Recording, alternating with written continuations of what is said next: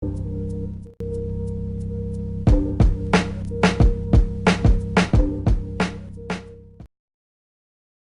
what's up? This is Shadow Rock and Profo Won of the Floor Gangs and Knuckleneck Tribe, and you're watching The Trades, a show about hip hop, breaking, and the business of. And of course, today is the tribute to Mex One of Unique Styles, the B-Boy spot, and of course, the creator and the mastermind behind the Squadron.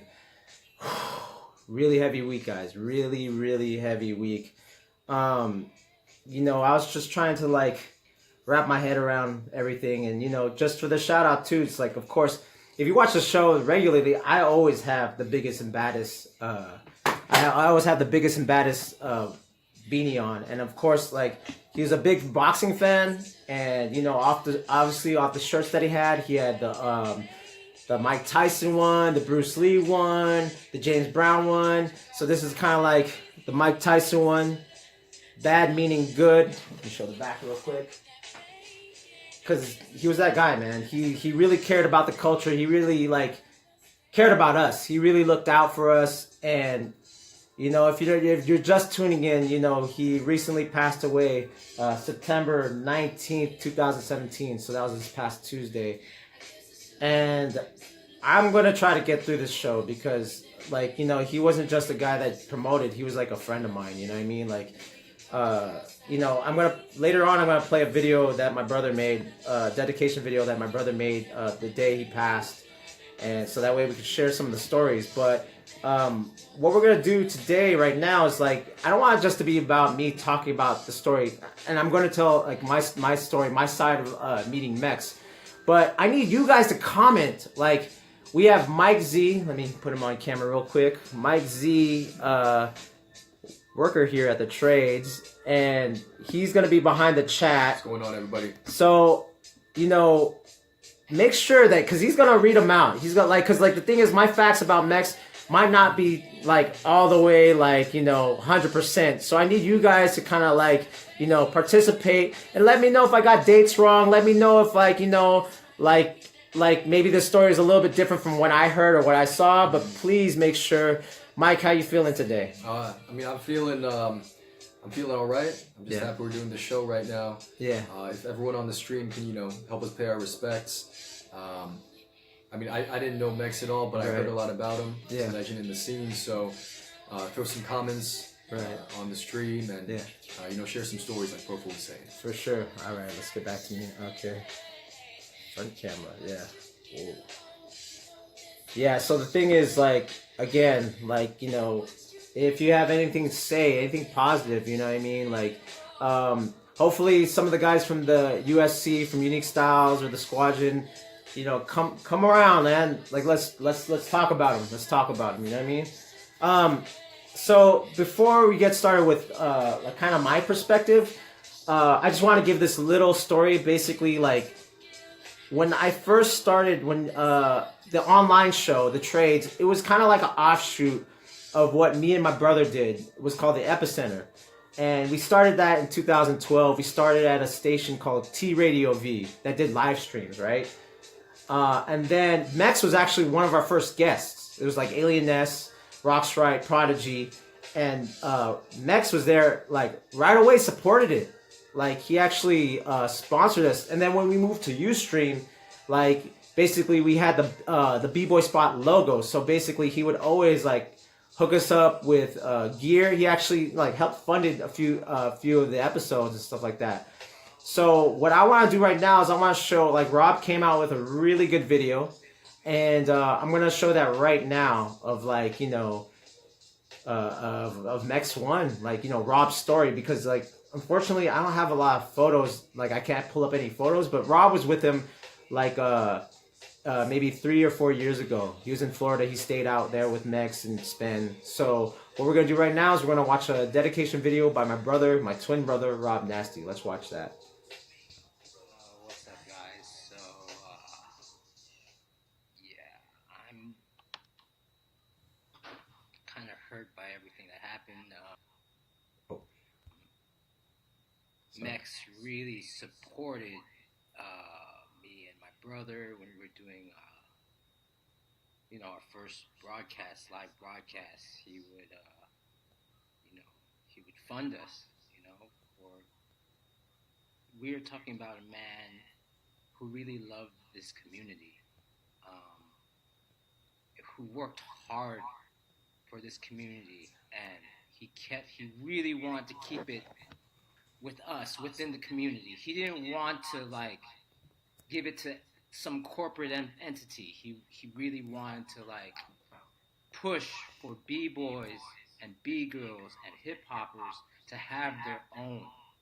And this is why I love the man. And I had a chance to spend some time with him and spend, at the B-boy spot in Orlando while I was, doing the Epicenter broadcast over there. And, it was an enjoyable work environment. I loved being there. And what he did in business, it inspired me to do as well. And I just wanted to share, some footage of him. So, it's a rarity that we get to see him talk rather than being at the vendor's table, organizing events, and being overall busy all the time, and some funny, interactions between him and Spen, and I got to be a part of that for a little while, and I just want to, like, do my memory of him, So, Max, we love you, man, and hopefully you're in a better place. Okay, thanks, guys. Actually, you know what? Yo, here's something people don't know. I'm from LA. I grew up as a kid in Pacoima, California. I went to elementary and middle school here in LA from 89 to 95. So for all my homies, for all my West Coast peoples, I rep Florida to the fullest on the hip hop tip. But yo, I'm still from LA, straight up, LA. I'm a Mexican, straight up. All right? I'm half Mexican. Mex, Gina's missing her phone. She's looking for her phone. Yo. She said she left it here somewhere. Yo, we're gonna come back right quick. Don't stop tuning in. Just watch the footage that we just had. We're gonna come back in the next 10, 15, 20 minutes. All right, guys? Once again, Rob Nasty, Epicenter, signing off. Well, not signing off, but taking a break.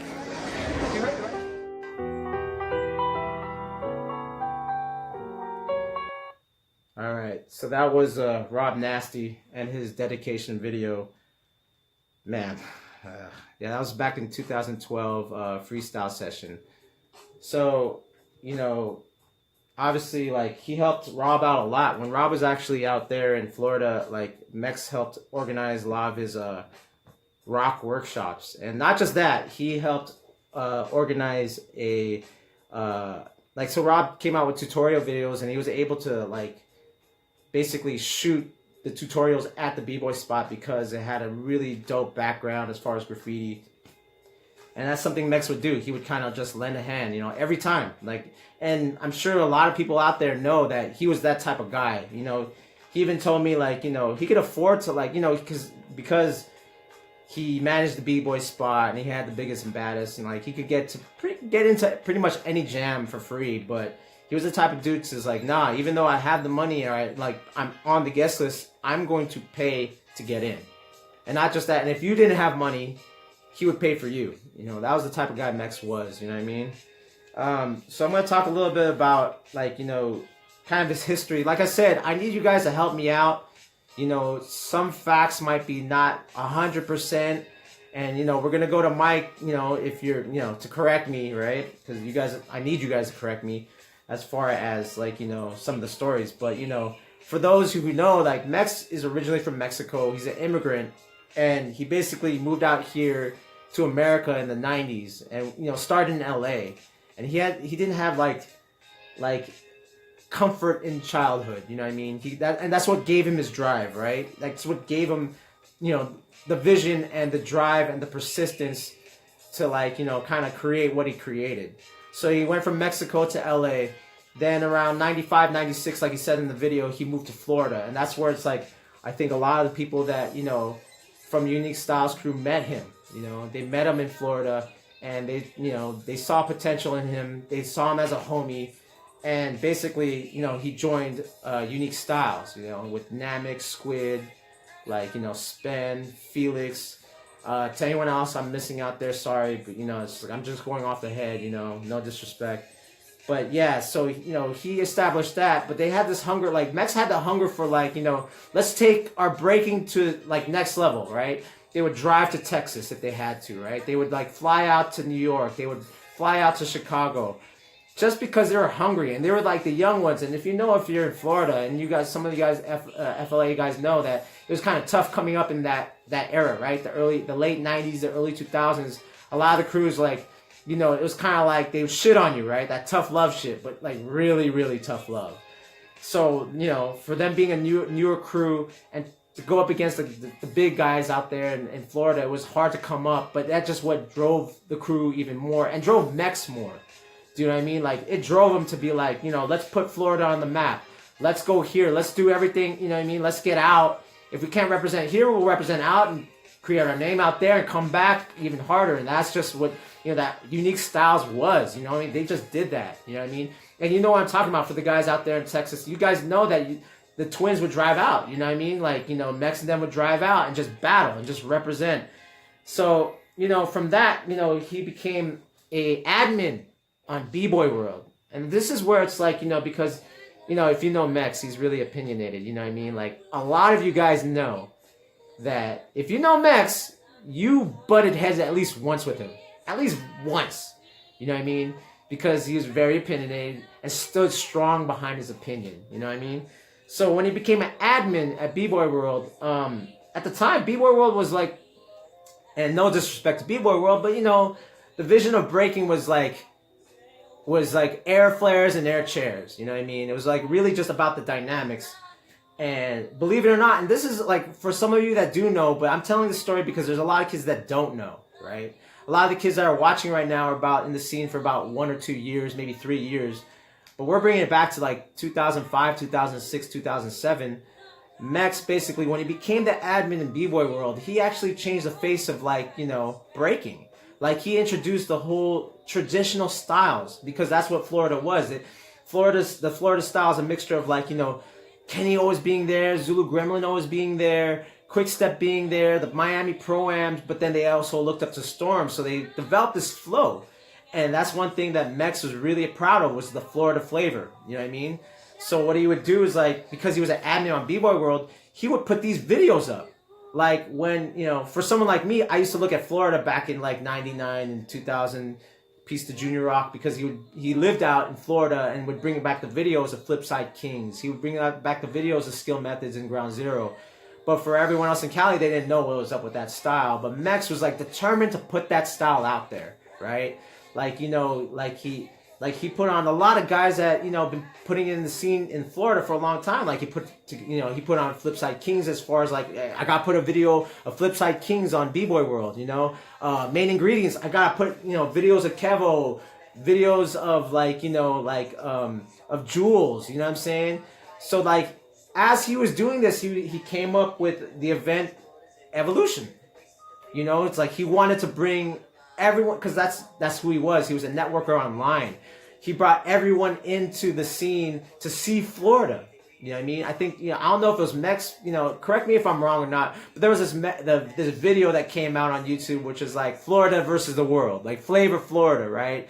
Like, he helped like, as far as like, with Evolution, then Outbreak. Outbreak was the 2-on-2 that like kind of put like, everyone on the map, if Outbreak 2 and like, Kid David, being from Cali, being from here, Northern Cali and Flexum, coming out to Florida and winning that event and kind of joining the worlds, you know what I mean? Like, like where people started going to Florida and starting to see what was up. Like, you know what I mean? Like there was like that big push of that style. If you're wondering, like there's 3 guys I think that really pushed the style. To me, it was Zulu Gremlin, Alien Ness, and Mex. Straight up. You know what I mean? Like, like with Zulu Gremlin and Ness, they pushed more of the New York style of the tradition, right? Like thinking about Kenny, thinking about Crazy Legs, thinking about that Rocksteady flavor or that foundation. But then Mex was pushing the Florida stuff, which is like it was flow, power moves, footwork, and you name it, and aggressive attitude. And, you know, for those of you who don't know, like, half of the stuff we're doing right now is because Mex pushed it. You know, as far as stylistic, and that's just one avenue that he pushed, and he helped push, right? So from there, from B-Boy World, you know, him and Spen came up with the B-Boy or Die shirt. And if you read Spen's article on the B-Boy spot about, you know, Spen thought it was corny, but like Mex was a visionary. You know, he said, nah, if we put this shirt out. And at the time, now we're talking 10 years ago, you know, when the election was around and P. Diddy or Puff Daddy had like the vote or die, Mex had that whole thing, B-Boy or die. You know what I mean? And that shirt became really successful, like really successful. You know, you could ask Spen about the stories about how successful that shirt was. Next to, like, the only thing we had back then was Tribal and Wild Style Technicians. But this was the first shirt that really, like people to this day, I still think, you know, it sells as far as from the B-Boy spot is B-Boy or Die. And that's what catapulted them to kind of like branch off of B-Boy World, and they came up with the B-Boy spot. And even with that money, I think Mex had a vision of kind of like, let's take it to another level. Let's not just like make money, but let's create something. You know what I mean? Like, you know, he foresaw, like, he was like one of the first guys to like, let's have a facility. And not just that, not just like, you know, coming up with the biggest and baddest brand, but he's like, well, I need to invest into some machines and make my own printing company. So he did the B&B printing. Because you take out the middleman as far as like, you know, instead of like, you know, printing this, you know, getting design for shirts and like, you know, buying the shirts and then giving it to someone else to print. He's like, you know what? I'm going to make my own company to print the shirts. So it's a self-sustaining thing, right? He thought ahead. And that's one thing why Mex was a visionary, you know, not just with, you know, with breaking. He kind of saw down the pipeline. He was like, I could definitely say now, he was the Steve Jobs of breaking. Straight up, you know, like, let's argue. I'll argue with anybody, but he's straight up, you know what I mean? Because he thought more than just, you know, I have Evolution, I have Outbreak. He thought, okay, I need something to sustain something and have a spot. You know what I mean? He was like one of the first, you know.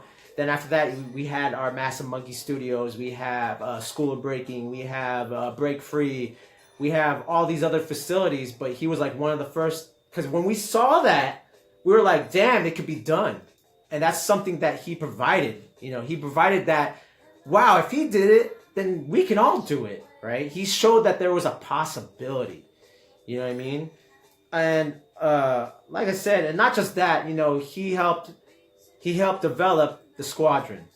You know, he took the people from Florida and from LA and from Boston and from California. Guys that were still coming up in the scene at the time, like 2007. You know, guys that are still coming up in the scene. He gave a whole like platform for us to show like this style is dope. And not just this style, these people are dope. And some of them, you know, at the time, they weren't the most, like, you know, as far as, like, at the time, like, you know, oh, they could do mad air flares, even though they could. They could do mad air chairs. It's like, no, we have an aesthetic. You know, what Mex says, like, there is a aesthetic that carries on tradition and innovation, and I see it in this crew. And that was the Squadron. You know what I mean? And obviously, like, guys like Kid David, Milky, Keebs, Rockstrike, Kevo, you know what I mean? Like, just people that he believed in. And it's like, you know, with the profits from the shirts and the momentum carrying with that, going to different events around the world, improving this style. Because speaking for myself too, like a lot of people, when I was coming up in Cali, out here in Northern California, a lot of people were hating because I didn't do anything dynamic. I just did footwork and stuff. Yet, you know, Mex knew that to have footwork and to have foundation is just as important as having, you know, air flares and air chairs and being flexible and innovating. He was about tradition and innovation, but he didn't want to forget tradition. And that's one thing where, like, me and Mex totally saw eye to eye when we first met.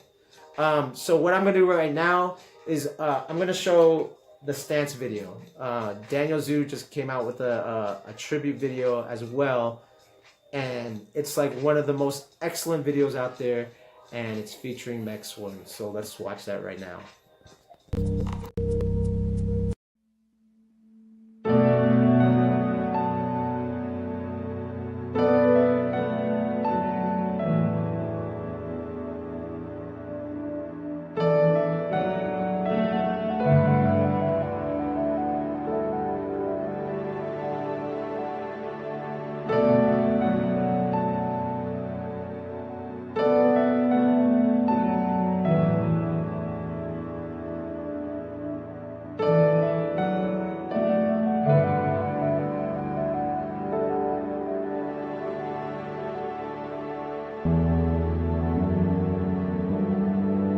The 90s jams, that's what inspired me. When I started seeing those is when I'm like, now this is a hip hop jam, not a b-boy jam, a hip hop jam. And I just ran with it.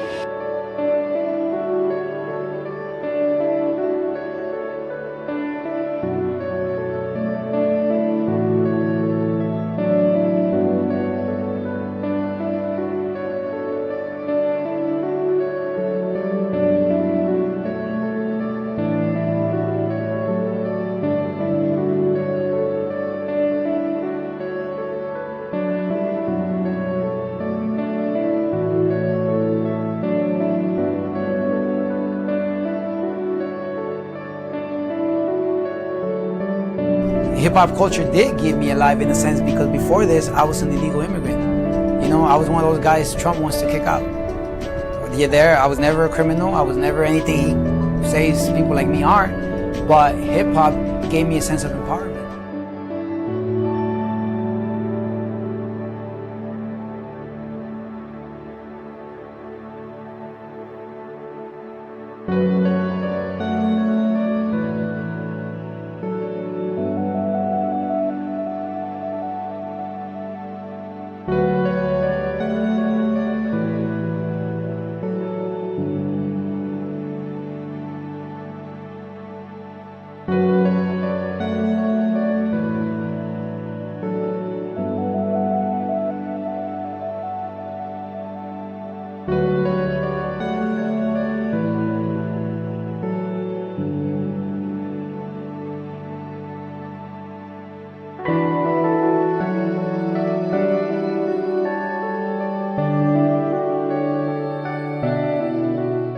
I believe that everything we do in life, no matter what it is, has ethics and standards.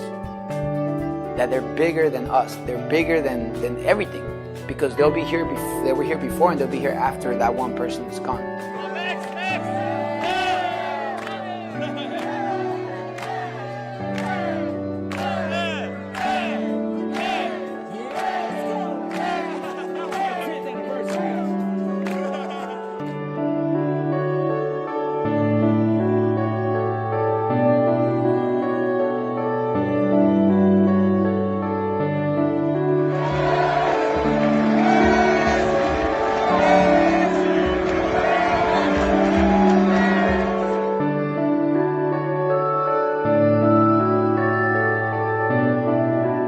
Now my son inspires me, you get me? Like, it inspires me to try to do my best for him, to teach him, to hopefully he becomes an even greater human than I ever was in this world. Just b-boys and b-girls out there, hip-hop heads, anybody watching this that has a dream, you know, if you're going for it, shout outs to you. Because you know what? I think you're doing what just about everyone in the world wishes they can do, which is follow their dreams. And we all have them. We all have dreams.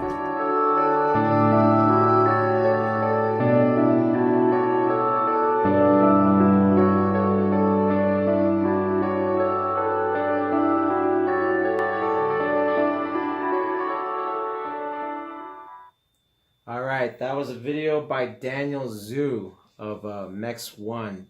Excellent video. Gotta give you a shout, Daniel. You did him justice. You know what I mean? You did. And then I just saw, if you watch the Stance Elements Instagram, they have another behind the scenes footage when he's talking about when Vic won, and yo, like just to let you know, like, he's affected so many people, like, as far as in the scene that influence right now. Like, I remember when I first saw Vic at Outbreak 2010, and you know, like, Mex liked to do this at every jam. If he was on the mic, it's like, all right, who could do power moves? But here's the thing: you could only do 7 power moves, but you can't do it more than once. So, for instance, you can't do more than 2 windmills. Like, you had to do 7 move combination, windmill to headspin to 90 to halo, like stuff like that. 7 combos, but don't repeat. Like, basically, don't do more than 1 rotation. And Vic came out the crowd and did that. And I think that at that moment in Outbreak 2010, that made Mex go, who's this guy? You know what I mean? And he was training him. And I remember he talked about him. You know, he said, hey, you know, there's this kid, and like, I've been working with him. You know, he's been I've been really trying to like work his angles, work his approach, you know, give him a little bit more of a philosophy behind his breaking. And that guy was Vicious Vic, and he ended up in 2015. He was like basically back to back champion that whole year, and that's the first time anyone has done that in the industry as far as breaking. So like, he affected his life. You know what I mean? Shout out to Vicious Vic, yo. So yo, like, I thought this was gonna be like 30 minutes, but I'm going almost over time because there's so much to talk about. We're gonna go to Mike Z. Let's see what people in the comments are saying. Hold on, let me boom. All right, Mike, what's going on? All right. Hey, what up, everybody? Yeah, I mean, I think that, you know, huge shout out to everybody who's showing their love in the comments. We got a lot of, you know, RIPs. We got a lot of salutes. Right. We got a lot of people paying their respects in the comments. So, right. You know, we really appreciate that. I'm sure Mex and, you know, his loved ones really appreciate that as well. And nothing in particular, right, that I think we should bring up from the comments. Ray Floor Gangs is like that brand new old school. Yeah. Rafael Castellon. Yeah. Brought up foam hats too. Yeah, The for sure. line. For sure. And shout out to Quack K. John for his recent comment. He says, rest in peace, shout out to you, Mex. And I wish your family and the memories you left behind the best. Right. From Quan 138. Yeah, I mean, I think that, you know, it was a very sober stream today, and I think that everyone really tuned into that vibe. Right. So, yeah, thanks everybody for tuning in and, you know, showing your love through the comments. For sure. All right, let me get back to let's navigate. Okay. So, yeah. So what I'm going to get into right now is like my personal story with Mex. Because like he really affected, he didn't just affect everyone else, he affected me personally. So actually, there was this event that happened in Florida, in Miami, back in 2002 or 2003. It was a rave called Beyond, and there was a competition there.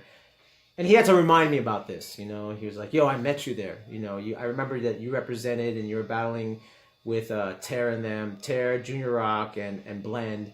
And, you know, you were battling Ground Zero, and I remember you, and we had a conversation. It's like, I don't remember. Because I went out to Outbreak 3 in 2007. I battled with Cha-Cha. And at the time, I was representing with Rock Force, and, you know, like, you know, the crews had beef a little bit, but me being me and him being him, like, we were like, you know, like, hey, I'm coming out. And I didn't even know the guy, but he's like, stay at my house. You know, we were staying at the Unique Styles house, right? That's where I first met Squid and Namek and Span and, you know, Felix. And basically, it was this big house that they had, and you know, they all had like it wasn't a house, it was kind of like a complex, and they like everyone had their own room, and there was like this swimming pool outside, if I recall. And he just said, you know, there was 20 of us that were staying there. You know what I mean? Like, I first met a man of God. He was staying there. ATN. He won the forward battle that year. He was staying there, and it's crazy because, like, you know, at that time we were like, everyone was like really trying to come up, and you know, Mex just saw the hunger, and that's one thing that Mex sees, is he sees like hard work. And I think, you know, over politics, he saw hard work. And so he had me stay there, and we actually had a conversation, and then we actually saw a lot of things. Like, honestly, like, I know everyone's buttoned heads, but I've like I said, we actually got along really good. We always saw eye to eye. Actually, there was only one thing that we butted heads in, but he didn't really butt heads. We kind of like oh, I never looked at it that. I was like, I got him. You know what I mean? I felt like yes, I was the guy that made Mex question himself. Like even though it was up between us, and when I first started to go to Asia, when I first joined Floor Gangs. In 2009, it was Born in Physics and Tino Rock that put me on. But the first person that got me my gig internationally was actually Mex. There was an event in Taiwan called Culture Shock. And the promoter, Yurik, shout out to Yurik, who also Mex mentored.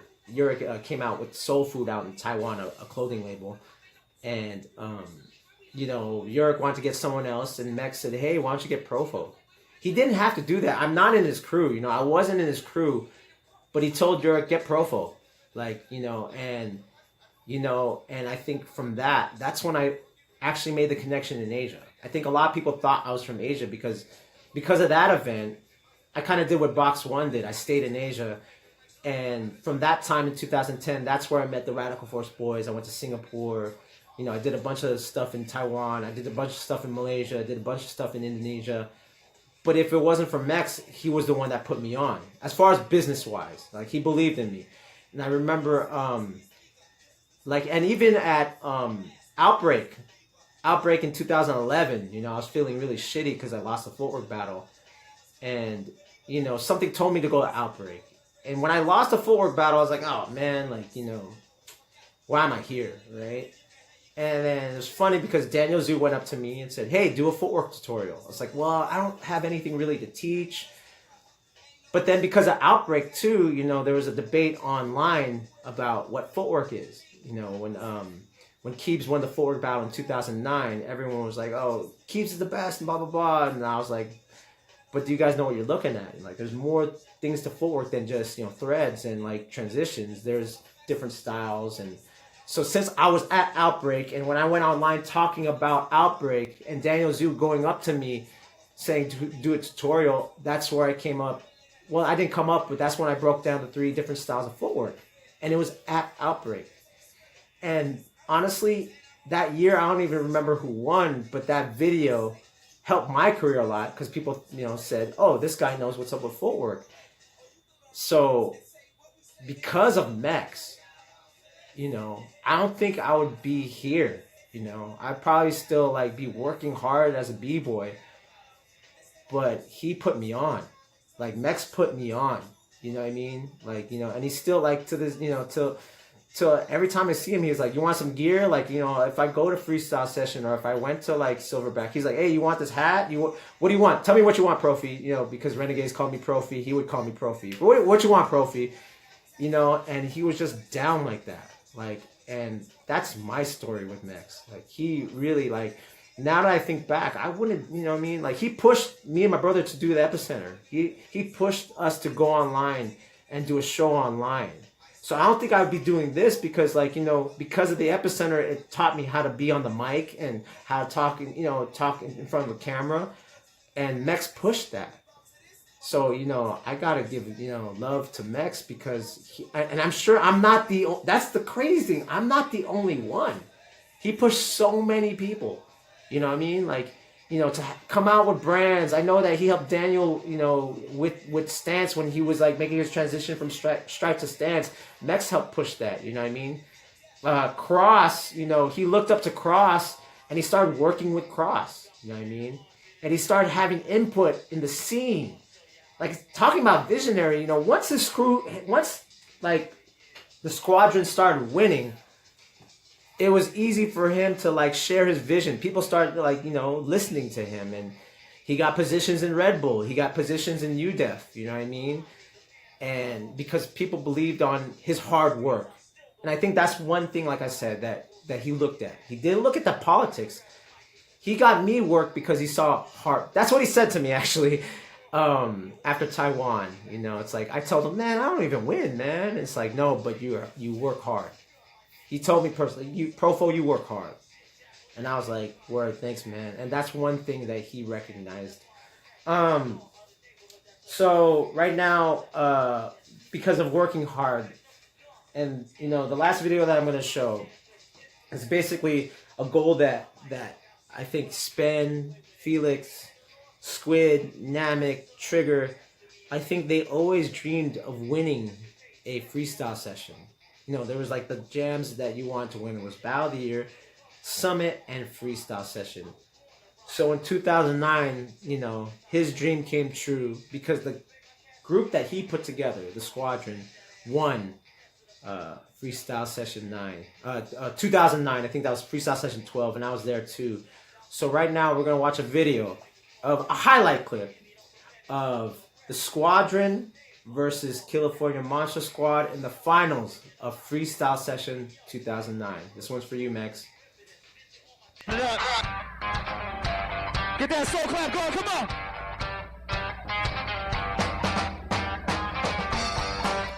Monster Squad!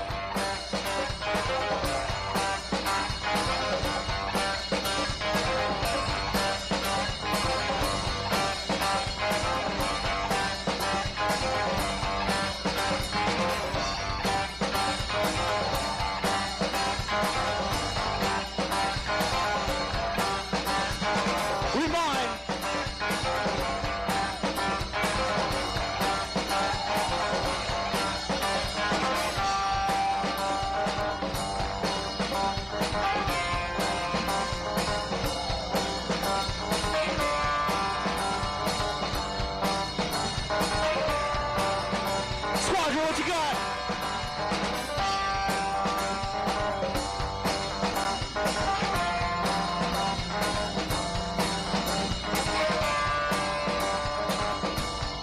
All right, Noki.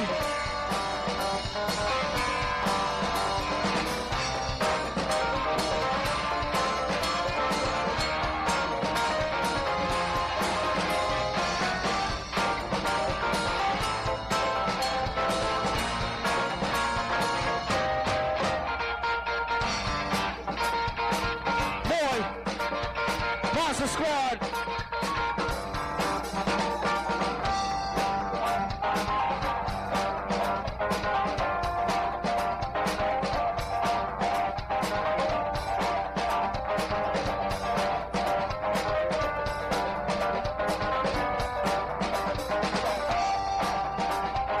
Here, David.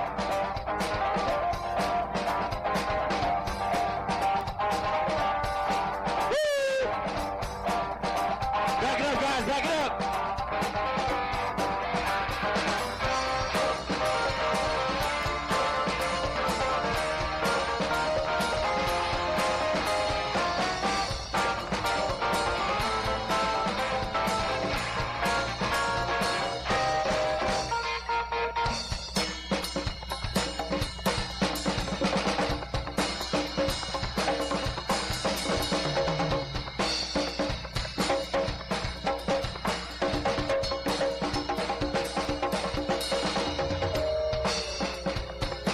That's right. The Squadron.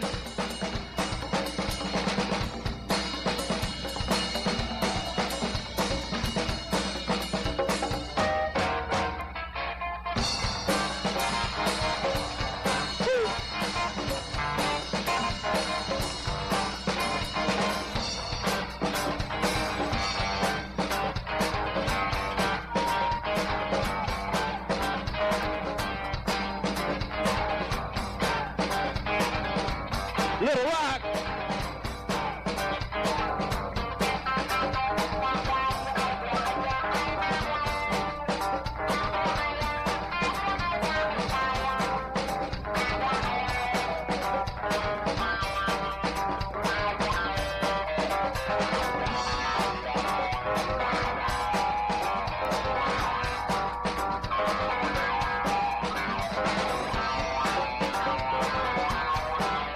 Woo!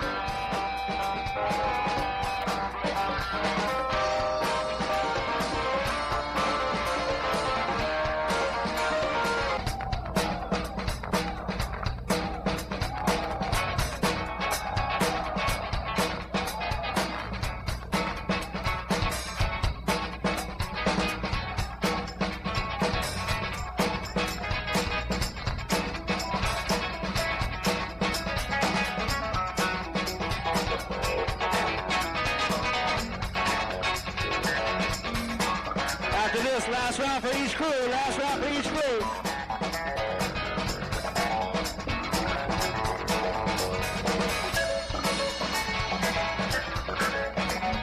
One and one. Last round for each crew.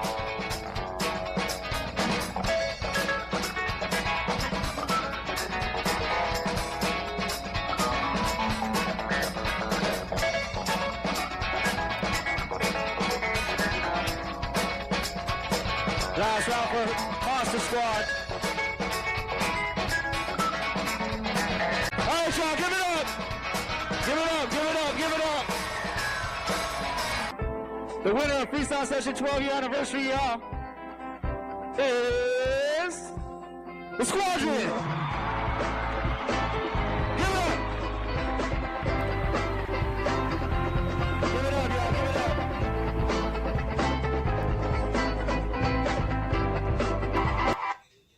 All right. Okay, so that was the Squadron versus Monster Squad in 2009, Freestyle Session 12, I believe. Again, that was like a goal of Mex and Unique Styles and and some members of the Squadron to have. It was a Freestyle Session title, and they repeated that. You know, Nasty Ray, El Nino, and Rockstrike won a Freestyle Session Japan. So Rockstrike got 2 Freestyle Sessions off of that, you know, off of just that inspiration of what Mex did. And I think that's something that, you know, again, you know, people shoot for. And again, Mex was a visionary, so he was able to like provide a venue, to provide a platform for b-boys that were coming up. And you know, if anything, I hope people take Mex's philosophy and viewpoint and mind frame and run with it. Because you know what made Squadron, even though it was a crew, like a team, right? It was like a team under a brand, the biggest and baddest brand. What the Squadron stood for was community.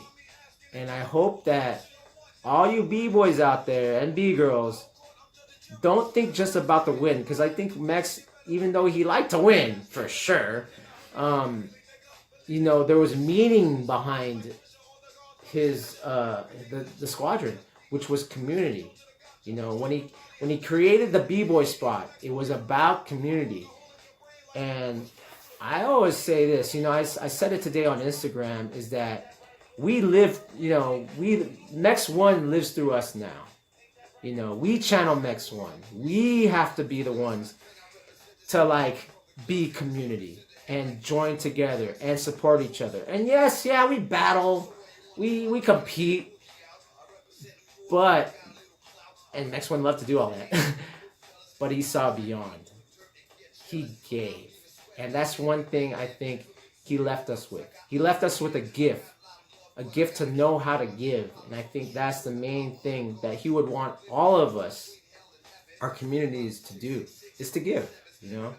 I'm about to wrap it up. I'm gonna go to Mike. Mike, what's going on there in the chat? Yeah. Oh, yeah. I want to give a shout out to Carlos J. Cruz for providing us with the for the info on the viewing and the funeral, which we were requesting earlier. So, do you want to read it off? Or you want me to just go ahead. Go ahead. Right, so it's going to be this Saturday, September 23rd, Forest Lawn and Funeral Home in Davie, Florida, 6 p.m. to 11 p.m. Right. And on Sunday as well at 11 a.m. Okay. Again, that's Saturday, September 23rd, Right. Forest Lawn and Funeral Home in Davie, Florida, 6 p.m. to 11 p.m. and Sunday at 11 a.m. If you're in the area and you want to show your respects, you can have the address and the dates or in the comments below too. Right. Anything else? Like, is there any stories or any other comments?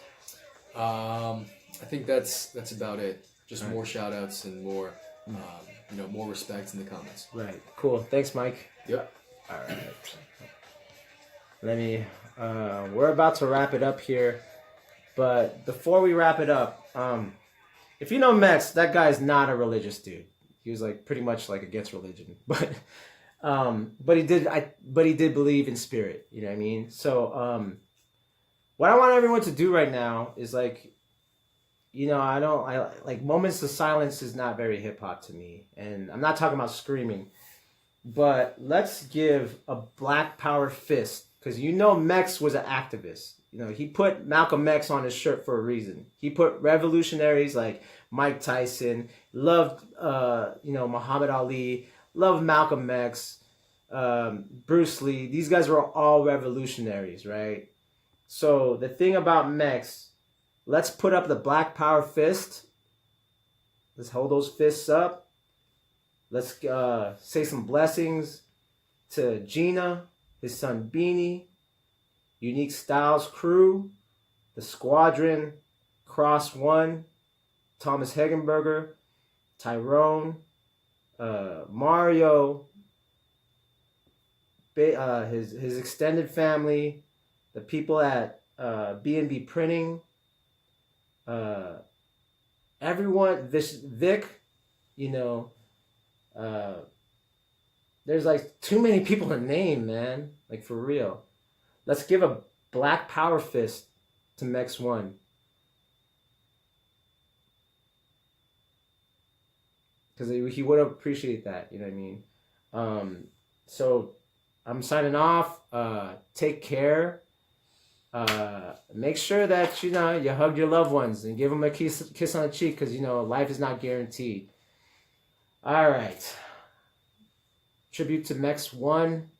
Love you guys. Love you, Mex. We live through him. You know what I mean? He lives through us. Let's like the next years, let's get that lesson and let's push it forward. Giving. All right.